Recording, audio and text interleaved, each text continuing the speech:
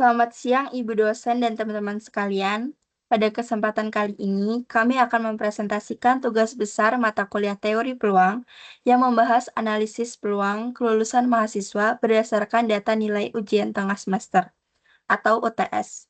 Dalam tugas besar ini, data nilai dianalisis menggunakan pendekatan distribusi normal untuk mengetahui karakteristik nilai serta probabilitas mahasiswa yang memperoleh nilai di atas batas remedial.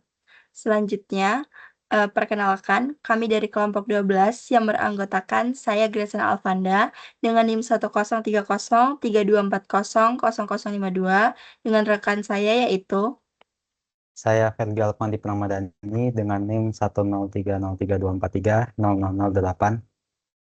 Saya Muhammad Alfi Sahrin dengan NIM 103032400057.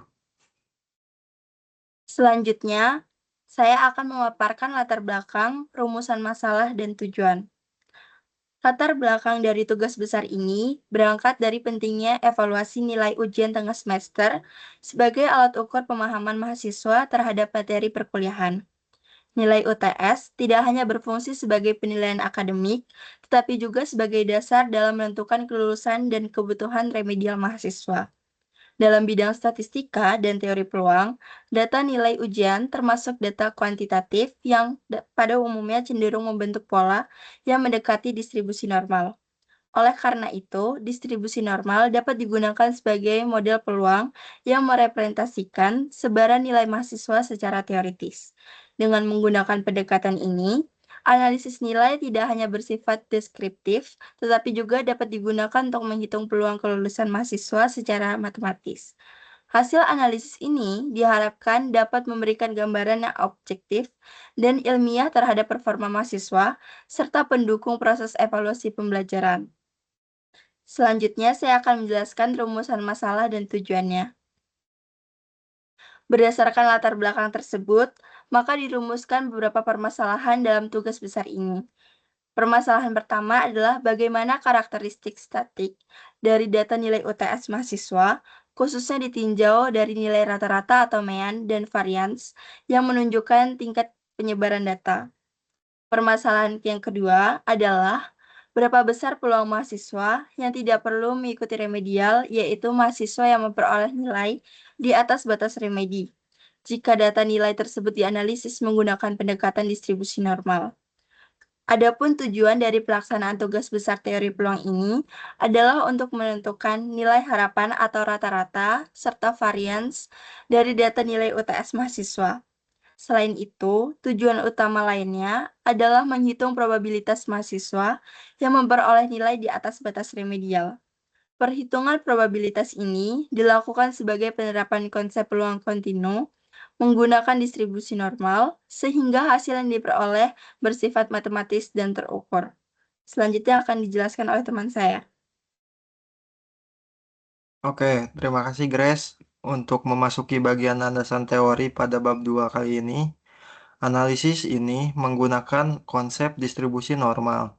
Distribusi normal didefinisikan sebagai distribusi peluang kontinu yang memiliki karakteristik bentuk simetris menyerupai lonceng atau bel. Model distribusi ini ditentukan oleh dua parameter utama. Pertama adalah mean atau mu yang merepresentasikan nilai rata-rata data, dan keduanya adalah variansi atau sigma kuadrat yang menunjukkan tingkat penyebaran data terhadap nilai rata-ratanya tersebut. Dalam konteks pendidikan, distribusi normal sering digunakan sebagai pendekatan dalam analisis nilai ujian.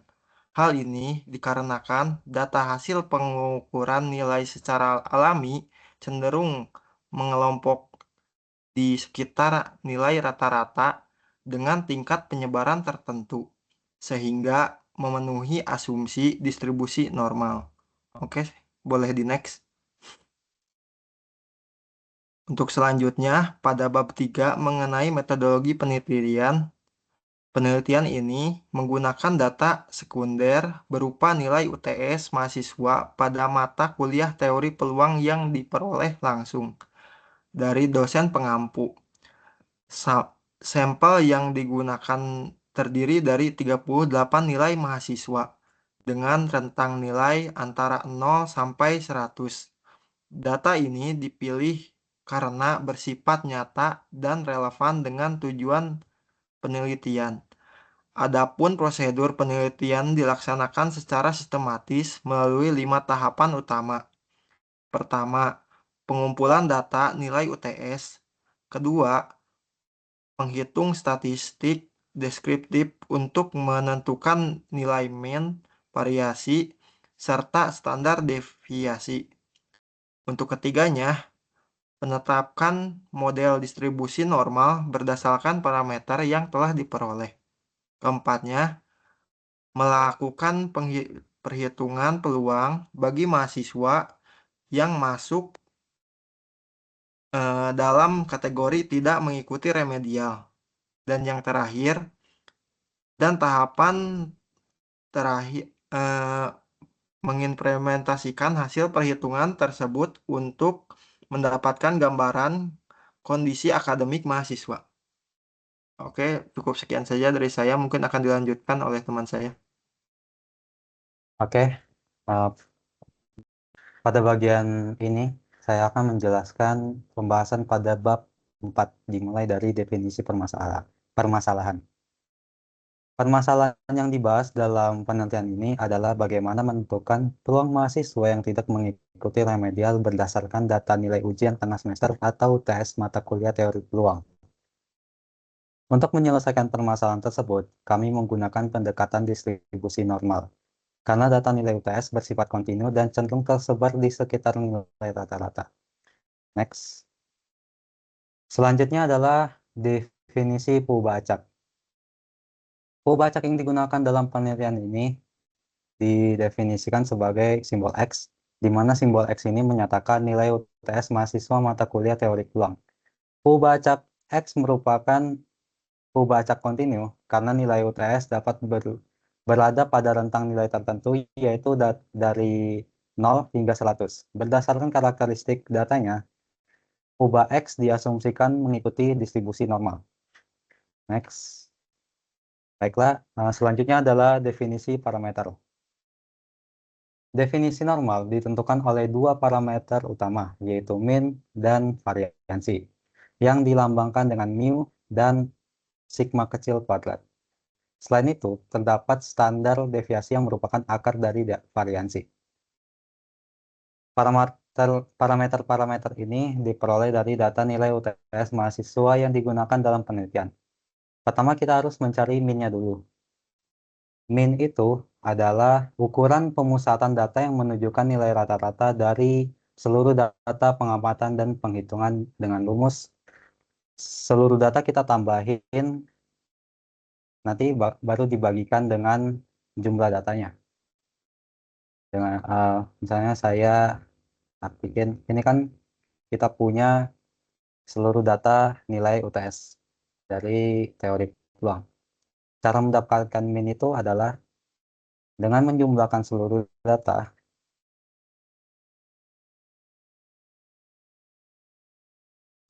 totalnya dijumlahin dan kita bagi dengan jumlah datanya itu ada berapa. Di sini jumlah datanya ada 38. Di sini kita mendapatkan nilai min-nya adalah 66,68. Kita bulatkan ke bawah karena setelah 8 itu adalah angka 4 yang artinya kita bulatkan ke bawah.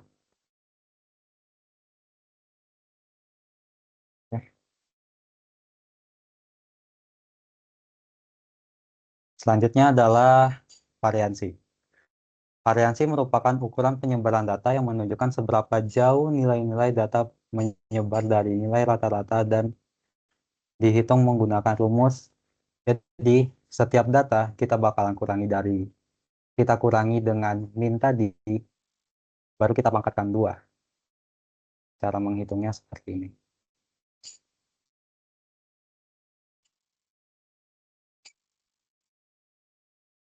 Jadi setiap datanya dikurangin, tadi kan nilai min-nya adalah 66,68.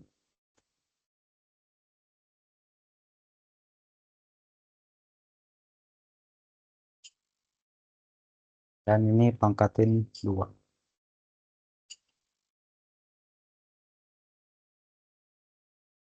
Kita lakukan ke seluruh datanya. Setelah itu kita hitung hasil datanya.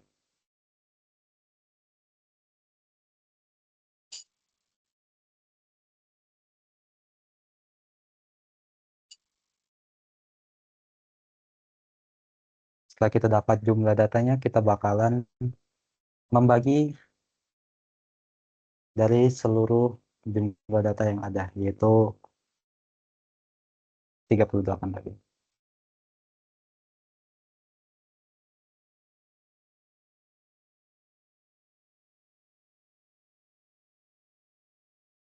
Kita mendapatkan variansinya adalah 1101,85 karena kita bulatin ke atas. Karena di samping 4 itu adalah 7, maka kita menjadikan pembulatan ke atas. Selanjutnya adalah standar deviasi. Standar deviasi itu adalah akar dari variansi yang menunjukkan rata-rata penyimpanan data terhadap nilai min. Standar deviasinya dapat dihitung dari langsung saja dari akar dari variansi tadi.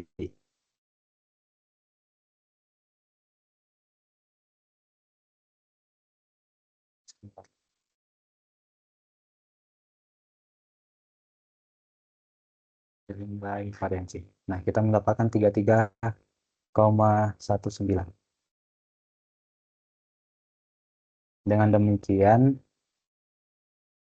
kita dapat membuat ubah acak X dapat dimodelkan menjadi X berdistribusi normal dengan rata-rata 66,68 dan variansi 33,19 pangkat 2. Next, kita bakalan menghitung nilai peluangnya. Batas nilai remedial ditetapkan sebesar 50. Mahasiswa dinyatakan tidak mengikuti remedial apabila memperoleh nilai lebih dari 50. Kita bakalan menghitung nilai Z skornya dulu dengan cara Z sama dengan 50 dari remedial tadi dikurangin min 66,68 per standar deviasi variasi tadi 33,19. Ini setara dengan min 0,50. Sehingga kita dapat mencari melalui tabel distribusi normal, yaitu tadi kan 0,5 kan, dan akhirannya 0. Di sini 0, di sini 0,5, akhiran 0 adalah 0,3085. 0,3085 ini kita bakalan kurangin karena ini merupakan distribusi para siswa remedial. Jadi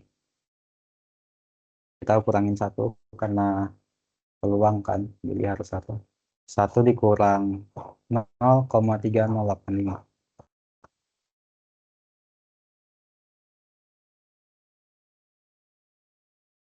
Hasilnya adalah 0,6915. Ini berarti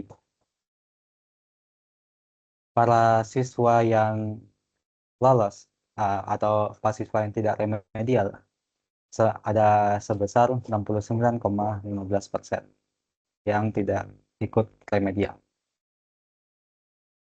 Next, untuk menghitung ekspektasi dan variansinya, kita telah menghitung ekspektasi dan variansinya sebelumnya, yaitu min dan variansi. Jadi tinggal dimasukin aja, samain. Jadi X sama dengan mu sama dengan 66,68 dan var X sama dengan variansi sama dengan 1101,85. Nah, itu saja dari pembahasan saya. Selanjutnya.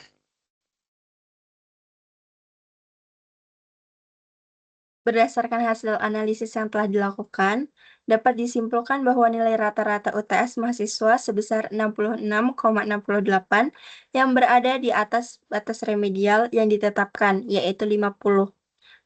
Hal ini menunjukkan bahwa secara umum performa mahasiswa tergolong cukup baik. Tingkat penyebaran data nilai tergolong cukup tinggi yang ditunjukkan oleh standar deviasi sebesar 33,19. Hal ini mengindikasikan adanya perbedaan nilai yang cukup signifikan antar mahasiswa, termasuk adanya nilai ekstrem. Dengan menggunakan pendekatan distribusi normal, diperoleh probabilitas sebesar 69,15% bahwa mahasiswa memperoleh nilai di atas batas kelulusan minimal. Dari hasil tersebut dapat disimpulkan bahwa mayoritas mahasiswa memiliki peluang yang cukup besar untuk lulus tanpa mengikuti remedial. Demikian presentasi tugas besar teori peluang yang dapat kami sampaikan. Melalui tugas besar ini, kami dapat memahami penerapan konsep distribusi normal dalam menentukan peluang pada permasalahan nyata, khususnya di bidang pendidikan. Kami mengucapkan terima kasih atas perhatian Ibu dosen dan teman-teman sekalian.